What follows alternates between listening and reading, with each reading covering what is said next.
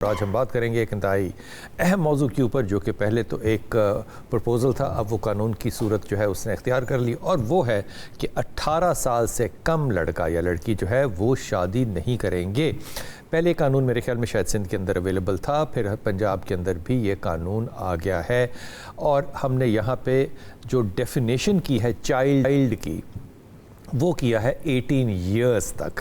یہ بنیادی طور پہ کوئی نئی بات نہیں ہے، یہ نئی بات اس لیے نہیں ہے کہ دنیا جہان کے اندر آپ باہر کے ممالک دیکھیے تو 18 سال ہی وہ ایج ہے جہاں پہ کہ ڈرائیونگ لائسنس بھی ملتا ہے۔ یہ مہربانی ہے ہماری سی ایم صاحبہ کی کہ انہوں نے 16 اور 18 سال کے درمیان بھی جو بچے ڈرائیونگ کرتے ہیں موٹر سائیکل وغیرہ کی، ان کے لیے خاص کارڈ نادرا سے ہے، اس کو جاری کرنے کے احکامات دیے ہیں، وچ از اے ویری ہیلدی اپروچ۔ لیکن باہر کے معاملات اور پاکستان کے معاملات جو ہیں ان میں ایک چھوٹا سا فرق یہ ہے کہ پاکستان کے قوانین کو تابع اسلام ہونا ہے یا ہونا چاہیے۔ یہ قانون جب بن رہا تھا اور یہ پرپوزل تھا تو میں نے دیکھا تھا کہ بہت سے علماء کرام جو ہیں جو کہ ریاست کا بھی حصہ ہیں، ڈائریکٹلی یا انڈائریکٹلی، انہوں نے اس موضوع کے اوپر بہت سی ایسی باتیں بھی جو کچھ نہیں کرنی چاہیے تھی۔ مثال کے طور پہ ایک ممبر نیشنل اسمبلی نے فرمایا کہ میں پھر شادی کر کے دکھاؤں گا 16 سال کی لڑکی سے، میں یہ کروں گا۔ وہ ایک رد عمل ہے، اس کے اوپر کونسل آف اسلامک آئیڈیالوجی کی کیا رائے ہوگی وہ بھی جاننے کی ہم کوشش کریں گے، لیکن آج اس موضوع کے اوپر بات کریں گے، اور ہمارے ساتھ انتہائی محترم chair person child protection bureau Punjab کی نمائندہ، جو حکومت کی بھی نمائندہ ہے، سارہ احمد بھی موجود ہیں۔ بہت وارم ویلکم آپ کو سارہ احمد۔ ہمارے ساتھ اسٹوڈیو کے اندر موجود ہیں علامہ محمد عبداللہ ثاقب بھائی، السلام علیکم ثاقب بھائی۔ ہمارے ساتھ حسن رضا باقر بھائی ہیں، السلام علیکم باقر بھائی۔ اور ہمارے ساتھ ڈاکٹر علی وقار قادری بھائی بھی ہیں۔ سب سے پہلے سارہ آپ کی طرف آتا ہوں۔ سارہ، حکومت نے یہ بل پیش کیا، پھر یہ قانون بھی بن گیا۔ عام طور پہ جب بھی کوئی قانون تشکیل پاتا ہے، مثال کے طور پہ یہ جو 16 اور 18 سال کا قانون بنا کہ اس کے اوپر نادرا جو ہے وہ اکوموڈیٹ کرے گی، آبویسلی اس لیے ہے کہ یہ ضرورت تھی معاشرے کی، اور اس میں بچے جو تھے وہ شامل تھے موٹر سائیکلوں پہ خاص طور پہ۔ پھر پنجاب کے اندر CCD کا قانون بنا، اور CCD ایک نئی ڈپارٹمنٹ بنی، 70-80% پنجاب کے اندر کرائم جو ہیں وہ کم ہو گئے، تو یہ نتیجہ نظر آیا۔ ایسی کیا ضرورت پڑی ہے 76 سالوں کے بعد کہ ہمیں یہ قانون بنانا پڑا کہ 18 سال سے کم عمر میں کوئی شادی جو ہے وہ کرے گا تو وہ جرم ہوگا؟ جی، بسم اللہ الرحمن الرحیم۔ سب سے پہلے تھینک یو بلال صاحب for having me on your show. Basically جو پاکستان کے دوسرے صوبے ہیں، سندھ میں، اسلام آباد میں، بلوچستان میں اور KP میں ابھی انڈر پروسیس ہے، وہاں آلریڈی ایج جو ہے وہ 18 ایئرز ہے، لڑکا اور لڑکی دونوں کی۔ پنجاب میں لڑکوں کی ایج تھی 18 اور لڑکیوں کی ایج تھی 16، اور ہم نے دیکھا کہ ایک دعا زارہ کیس ہوا کہ وہ بچی وہاں سے بھاگ کے سندھ سے پنجاب میں آئی تاکہ وہ یہاں شادی کر سکیں۔ She was 16 years old. تو دیکھیں، ایک تو نمبر 1 سب سے بڑا پوائنٹ ہے یونیفارمٹی۔ آئی پرسنلی بلیو پورے ملک میں یونیفارمٹی ہونی چاہیے کسی بھی قانون میں، تاکہ یہ اس طرح کا یہ ڈفرینس نہ ہو اور لوگ اس کو مس یوز نہ کر سکیں۔ تو ایک تو یونیفارمٹی کی وجہ سے یہ کیا گیا۔ دوسری بات، I think it's not such a big change, کوئی 9 سال سے تو 18 نہیں کیا، صرف 16 سے 18 کیا، تاکہ یونیفارمٹی لڑکا اور لڑکی کی سیم ایج ہو جائے پنجاب میں۔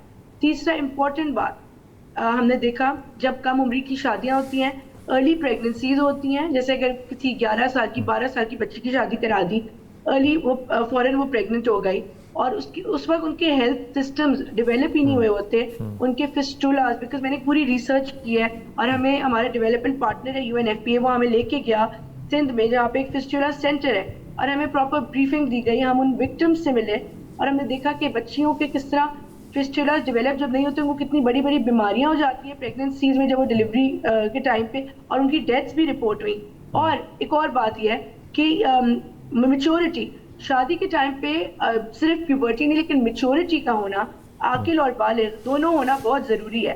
تو اگر ایک ماں میچور ہی نہیں ہوگی تو وہ ایک جنریشن کو کس طرح بڑا کرے گی جو کہ قابل ہو، لائق ہو۔ اینڈ لاس آف ایجوکیشن، ہم نے دیکھا کہ بہت زیادہ ڈراپ آؤٹ ہو جاتا ہے جب لڑکیوں کی شادی کراتے ہیں کم عمری میں، وہ پڑھائی کنٹینیو نہیں کر سکتی اور وہ تعلیم ان کو نہیں ملتی۔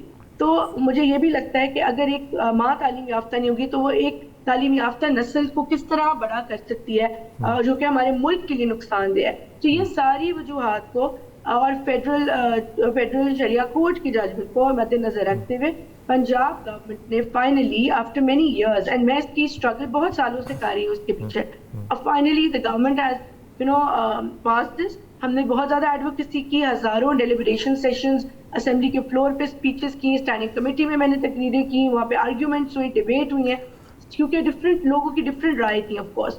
ये सब करके अब हम finally we are you know at this stage. अब नेक्स्ट जो है वो अब हम उसके रूल्स बना रहे हैं, उसमें भी I am playing some role, I am trying my best, and उसके बाद इम्प्लीमेंटेशन का प्रोसेस हो. अच्छा सारा अहमद, दुनिया जहान में जहाँ शादी होती है वो चर्च में भी हो सकती है शादी, लेकिन बहरहाल वो रजिस्टर होनी होगी कौंसिल के साथ या किसी हुकूमती इदारे के साथ, और फिर वो शादी जो है वो शादी मानी जाएगी दुनिया के किसी मुल्क में.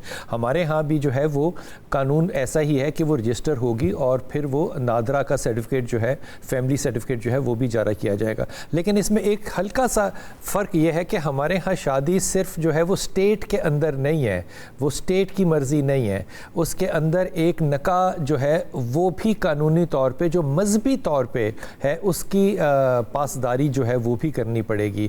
क्या इस कानून में हमारे उलमाए कराम, हमारी काउंसिल ऑफ इस्लामिक आइडियोलॉजी जो हैं, उनकी रिकमेंडेशंस जो हैं शामिल हैं? क्योंकि हमारा कानून आइन जो है वो बहरहाल कुरान और हदीस और सुन्नत के ताबे तो है ना. ऑफ कोर्स देखिए, हमने जो डिफरेंट डेलिब्रेशंस की ना, उसमें हमने उलमाए किराम और दूसरे मज़ाहिब से भी जो लीडर्स हैं, रिलीजियस स्कॉलर्स, उनको सबको इंक्लूड किया था. और अब जो रूल्स बन रहे हैं उनमें भी हम उलमा को इन्वॉल्व करेंगे इसमें, ताकि उनकी राय जो है उसको शामिल किया जाए. जी, मुझे I don't know exactly about Islamic ideology council कि उनको उनसे क्या, बट मुझे याद है कि वो गया था वहाँ पे draft, I remember that, but I am not sure, so I won't you know comment on that. लेकिन हमने डिफरेंट उलमाए किराम को ऑन बोर्ड लिया था डेलिब्रेशन सेशन में, और अभी रूल्स की फ्रेमिंग में भी लेंगे. काउंसिल ऑफ इस्लामिक आइडियोलॉजी ने, जहाँ तक मुझे इल्म है, उसको अप्रूवल नहीं दिया हुआ, लेकिन वो बिसाइड्स द पॉइंट है. ये फरमाइए कि ये भी कानून है कि अगर कोई शख्स जो है वो पंजाब से निकल के किसी और ऐसे सूबे में चला जाता है जहाँ कि वो शादी करना चाहता है और वहाँ का कानून नरम है या मुख्तलिफ है, तो उसको किडनैप के तौर पे या अबडक्शन के तौर पे ट्रीट किया जाएगा. आपको इस बात पे कोई राय या कोई आपको हैरत होती है कि अगर मैंने पंजाब से कार ख़रीदी है तो मैं उसको इस्लामाबाद में रजिस्टर करा सकता हूँ, कराची में रजिस्टर करा सकता हूँ, और मुझे उसका पैसा रजिस्ट्रेशन का कम पड़ेगा. मैंने आर्म्स लाइसेंस लेना है, मैं लाइसेंस किसी भी सूबे से जाके ले सकता हूँ और ऑल पाकिस्तान लेकर पंजाब में उसका इस्तेमाल कर सकता हूँ.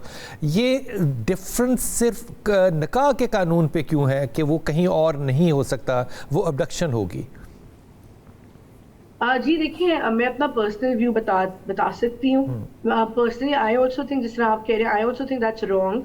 एंड बेसिकली बेस्ट तो ये होना कि हर पूरे मुल्क में कानून सेम होना चाहिए. तो ये जो नरमी वाला एंगल है ये हो ही नहीं, तो ये इसका मेन फाइनल सोल्यूशन है.